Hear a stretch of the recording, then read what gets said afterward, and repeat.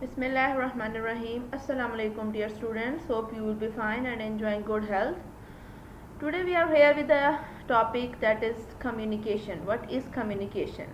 And it is actually interrelated with the topic with the subject of communication skills. So before starting this one, we have to know what is communication. So first of all, you may see in that picture that there are two persons sitting and they are talking on an important issue. So we can say that to some extent the very first definition is exchange of information. But we may also add that exchange of ideas, the exchange of any other important message, and exchange of knowledge is also comes in this category. So being human, we use different forms and different channels to talk with each other. Sometimes this is from verbal and sometimes this is from the non-verbal. So we will discuss in next slides. The aim of today's topic is to introduce the topic, mean the communication, and explain various aspects of communication, and in which we will discuss definition, we will discuss the cycle, mean the process, characteristic, objective, and last one is the benefits. And next one we will discuss types, classifications, elements, styles, and conclusion. So we will discuss all this in the sequence. So first of all we will discuss what is communication. Yes, it derives from Latin language, that means share or exchange. So for share we can say the sharing of feelings or emotions or thoughts, and for exchange we can say exchange of knowledge, exchange of information, and exchange of any other important. Two-way process mean that it needs two persons, sender and receiver. But we cannot say that this is a pair, or you may say only the two persons are involved. Two-way process means the sender might be one and receivers are too many, or vice versa, mean the senders might be too many, but the receiver is only one. So it all we can say it is dependent on the channel, the medium, and the relationship among the sender and receiver. Next, again the definition, that the process to exchange meaning, facts, ideas, opinions, and information. Yes, we have discussed earlier about the definition of communication. In the next one, we may say that the verbal, these are the types of communication. Communication is overall categorized into two, verbal and non-verbal. Verbal means the use of words, in which we use the written and oral channel or the medium.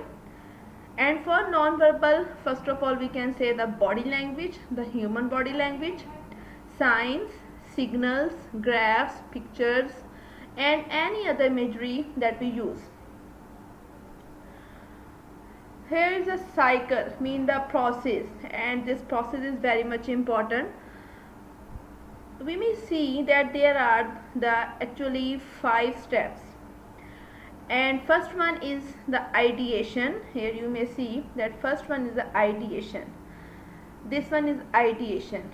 Ideation means the idea that you have in your mind. You may have two types of surface level. First one is deep level and second one is the surface level. So we may say that ideation is actually the deep level. When we use through words and when we want to convey, to share, we need some sort of language, and this is how we encodes the message. So converting the ideation into encodes called encoding. This is the second step. Mean first of all we have ideation, and second one we encode the same idea into words, or might be you may say through the verbal communication. Next one is the channel. This is not actually the step, but this is important, that through which medium and channel we are going to transfer our message. Might be through the live talk, or might be through the written, might be through the any social media or any other surface, any other level that you choose.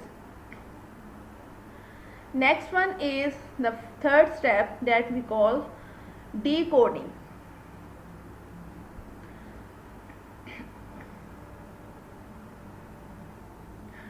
Decoding is very much important. It means that in which way or as the message has been sent by the sender, the receiver received the message in the same way, or in other words you may say that the understanding level. Mean if the receiver perceives a message or understands the message in the same way as the sender encoded it, so we may say that the procedure is completed. If the receiver receives a message in the same and with the same understanding level as the sender wants to send this message, so we may say that the feedback would be the appropriate or accurate to the situation. I mean, if the sender is asking a question and he wants the answer accordingly, and if the receiver understands the question, he will be able to answer it with the accuracy. But if this process, the decoding process is incomplete, so the receiver will be unable to give the feedback according to the sender's we may say demand.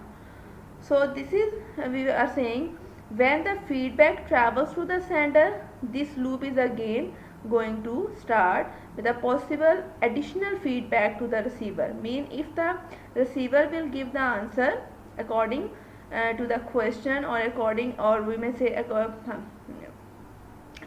suitable to the context, so we may say that the sender will again ask the question or will give the feedback.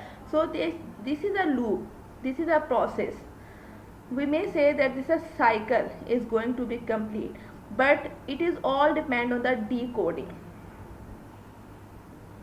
Okay, next one we will discuss the characteristic.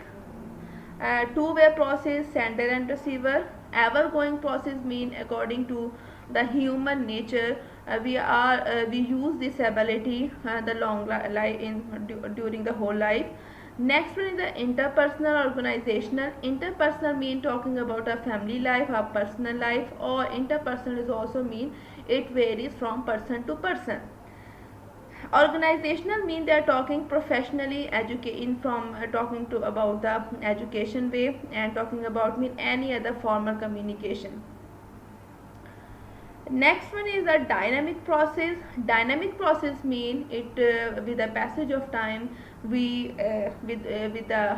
by the need of time we change this one. So this is a dynamic process that is ever going changes with the time and demand. Here are the objectives mean why we communicate with each other. So in front of you may see that the first one for the information, for the action, for to build the relationship. Purpose may be instruction, order, request, report, or direction, might be. Solution, talking about any problem. Education, relation again, and pleasure, for enjoyment or for any other. And next one,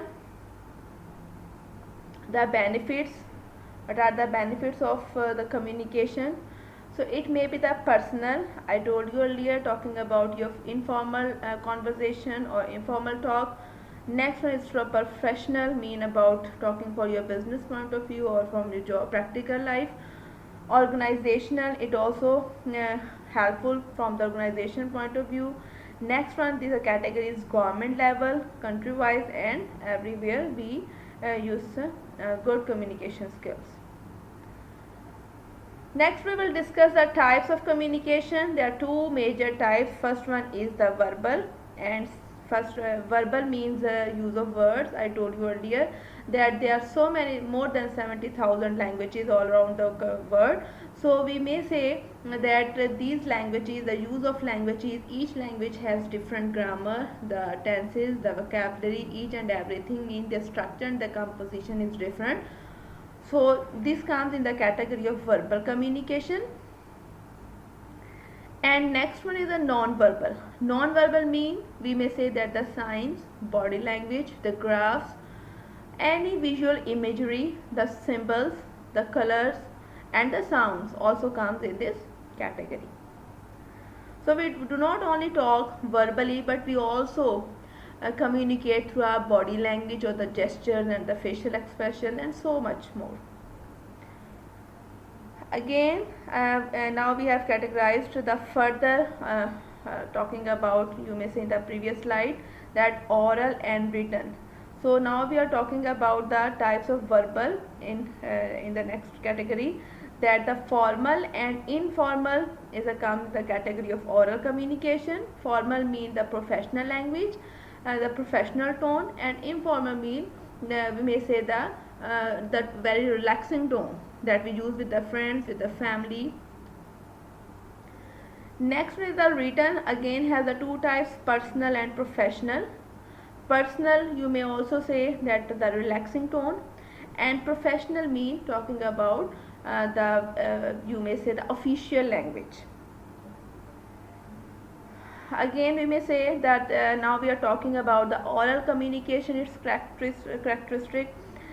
Spoken, yes, simple. Interpersonal means varies from person to person.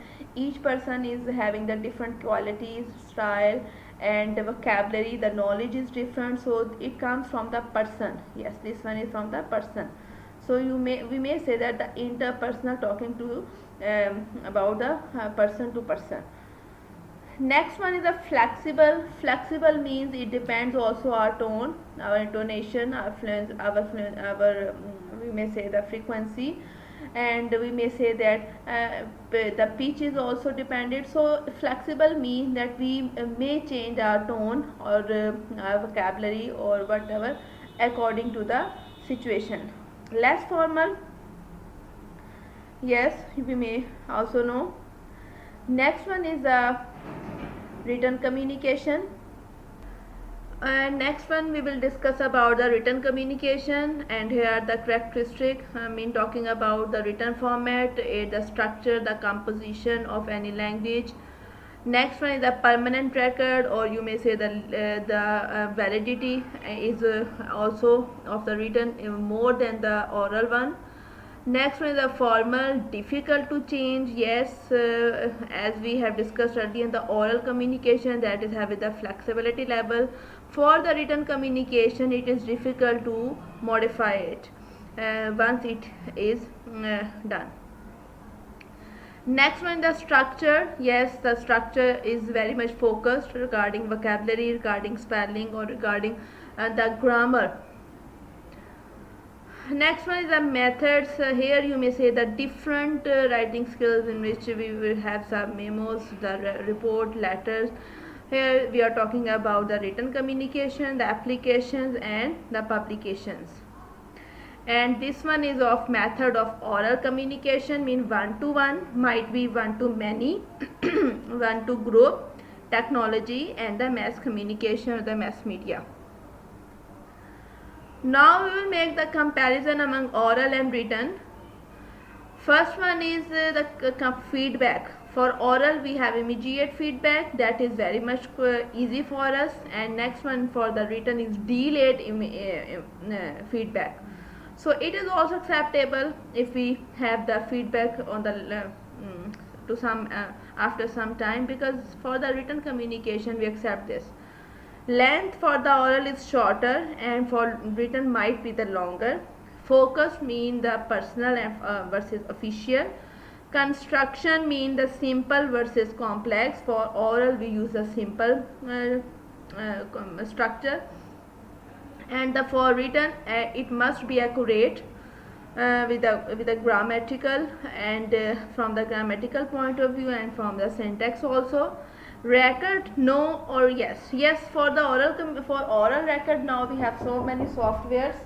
Now we have so many softwares. So we may say, so we may have different softwares, but that we cannot rely on that software. So therefore the authenticity of the written is more valued as compared to the oral one.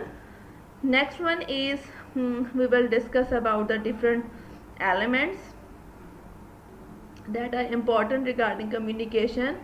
And for the written and for oral, we actually depend on 5 W's and 1 H.